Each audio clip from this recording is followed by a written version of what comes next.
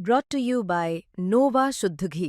जब जब खाए दिल खुश हो जाए, सदियों का नोवा शुद्ध देसी घी, सपना स्वस्थ भारत का। I love घी।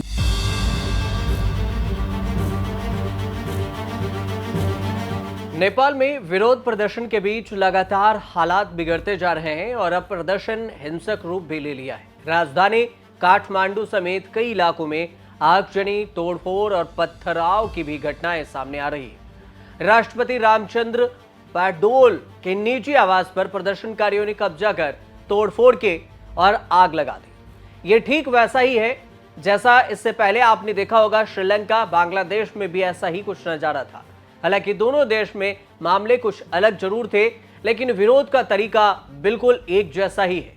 प्रधानमंत्री केपी शर्मा ओली की पार्टी के नेता रघुवीर महासेठ और माओवादी अध्यक्ष प्रचंड के घरों पर भी हमला हुआ। गृह मंत्री रमेश लेखक, गृह मंत्री रामनाथ अधिकारी और स्वास्थ्य मंत्री समेत 5 मंत्री इस्तीफा दे चुके हैं, बाकी कतार में है। लगातार बढ़ते दबाव के बीच पीएम ओली इलाज के नाम पर दुबई जाने की तैयारी कर रहे हैं। उन्होंने उप प्रधानमंत्री को कार्यवाहक जिम्मेदारी सौंपने का फैसला किया है। कहा जा रहा है कि ओली नेपाल से दुबई भाग सकते हैं। एक तरफ नेपाल में जारी आंदोलन को एक बड़ा राजनीतिक समर्थन मिल रहा है और राष्ट्रीय स्वतंत्र पार्टी के 21 सांसदों ने भी सामूहिक इस्तीफा देने का फैसला किया। रवि लामिछाने ने के नेतृत्व में पहली बार चुनाव जीत कर आई ये पार्टी शुरू से ही विरोध प्रदर्शन के साथ खड़ी रही।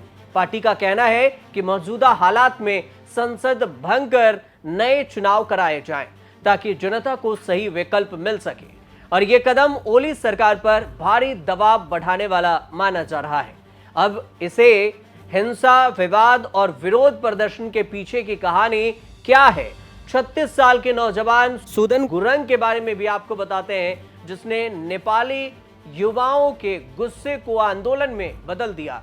कैसे नेपाल की जेन जेड जनरेशन क्रांति बन चुकी है और सुदन गुरुंग ने नेपाली यूथ के गुस्से को एकदम सही समय पर भांप लिया। युवाओं के गुस्से को पहचाना, उसे प्लेटफॉर्म दिया और पूरे नेपाल में इसको एक अलग अलग नेटवर्क के जरिए पहुंचा दिया।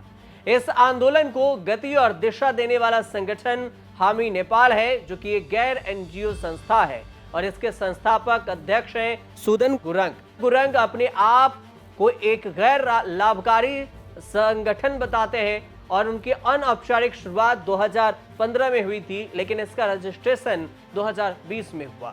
एनजीओ के सोशल मीडिया पर 36 साल के गुरंग को एक एक्टिविस्ट बताया गया है। उन्होंने आपदा राहत और सामाजिक सेवाओं और आपातकालीन सहायता के लिए संसाधन जुटाने में भी 1 दशक से अधिक समय बिताया है।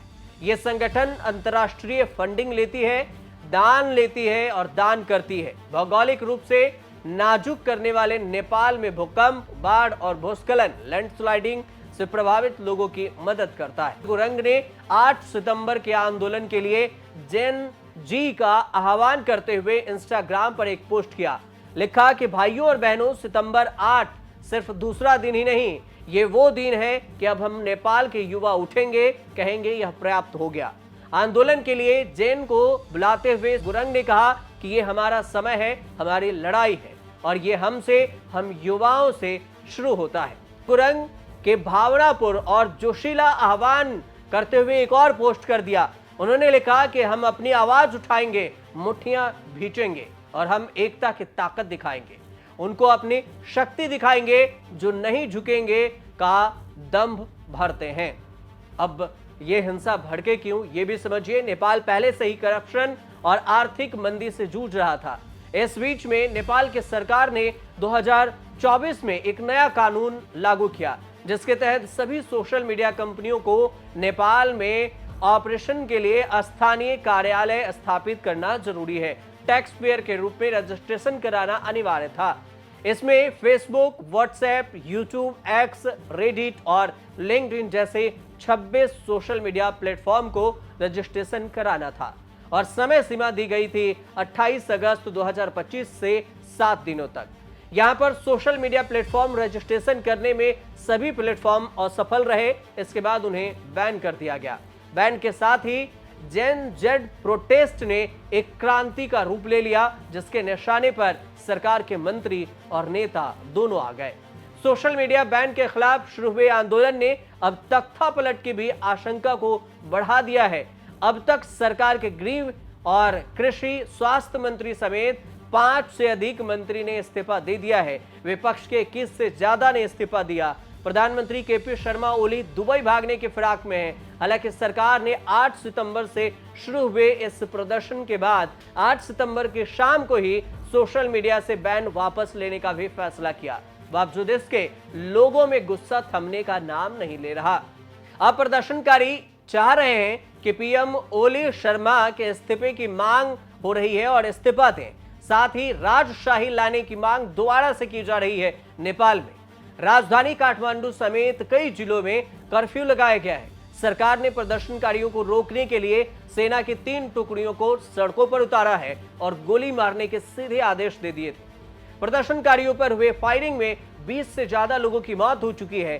100 नहीं, 200 नहीं, 300 लोग यहां पर घायल हो चुके हैं प्रदर्शन में। सोमवार को इसमें पथराव हुआ, 4 पत्रकार भी घायल हुए और भारत की तरफ से बयान आया कि भारत के विदेश मंत्रालय का कहना हुआ 9 सितंबर को कि नेपाल में भारतीय नागरिकों को सावधानी बरतने की जरूरत है। साथ ही नेपाल सरकार के अधिकारियों के दिशा निर्देशों का पालन करने की भी सलाह भारत ने दी।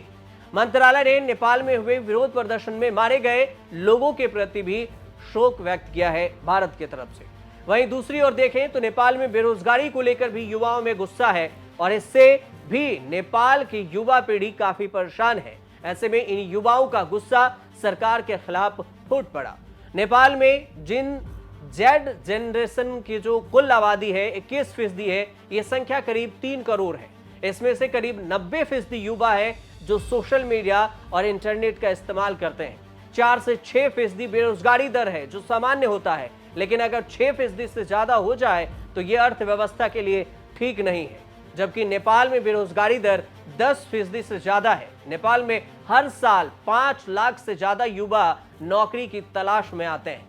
आप इससे अंदाजा लगा सकते हैं कि नेपाल में जो विरोध प्रदर्शन हो रहा है, जेन जेड का जो प्रदर्शन है सोशल मीडिया साइट्स को लेकर, इसके पीछे की कहानी भी क्या कुछ रही होगी। बेरोजगारी है ही, भ्रष्टाचार है, इसके अलावे भी रोजगार की मांग है, साथ में राजशाही वापस लाने की भी मांग है।